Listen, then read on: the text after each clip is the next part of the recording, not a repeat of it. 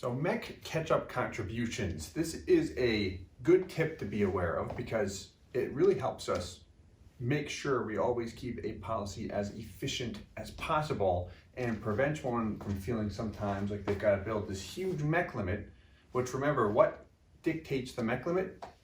Ultimately the death benefit, our age and death benefit, but the higher the death benefit, the higher the MEC limit.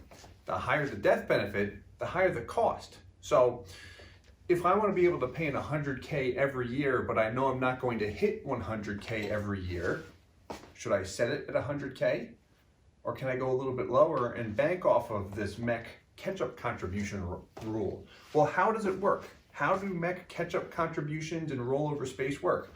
Well, we're going to demonstrate. When I have a policy and I'm looking specifically at the MEC limit, firstly, just to explain in a short phrase how it works, is any unused MEC space will roll over year to year. So what that means is if I have a policy with a MEC limit of $20,000 and I only pay in $10,000, that means I could have paid in another 10, but I did not. That unused MEC space will roll over to the next year and continue to do so until I make that catch-up contribution. So in a sense, I can make up for lost time, kind of like the old cell phone plans with the rollover minutes. So to demonstrate, let's say we have a scenario, an example, with a $20,000 MEC limit.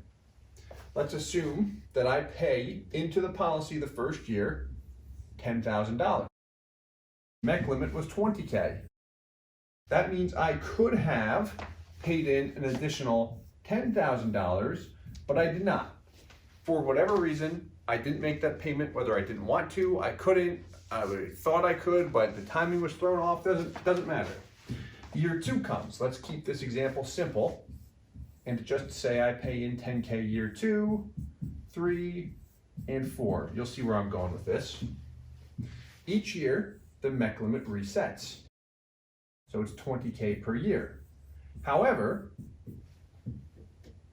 I can bank on rollover space each year. So what that means, year 2, in that individual year, I paid in 10, I could have paid in 20, so that's another 10K.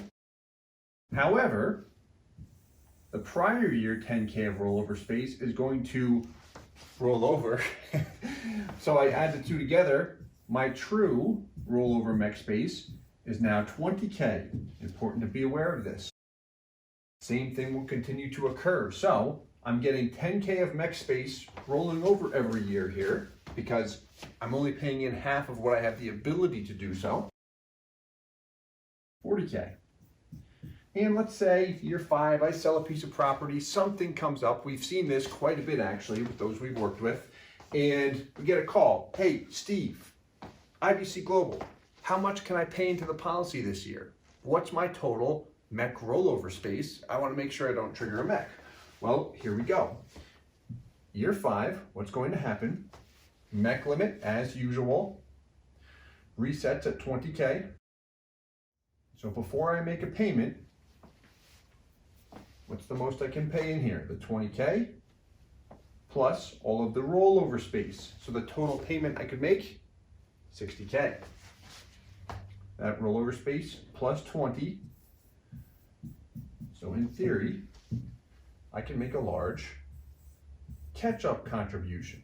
And this is typically permittable by insurance companies. It's a nice way to exceed the 10X limitation. Now, the proper term riders and such have to be attached. If they're not, I can run into an issue where they're going to say, yeah, you can do it from a MEC standpoint, but you've got to go through medical underwriting. So obviously we want to prevent any chance of underwriting. Main point is to help understand how the MEC catch-up contributions work, because if we know them, this prevented me from feeling like I had to have a $60,000 MEC limit or 50K if I knew I wanted to make that payment down the road. I can bank on rollover dollars.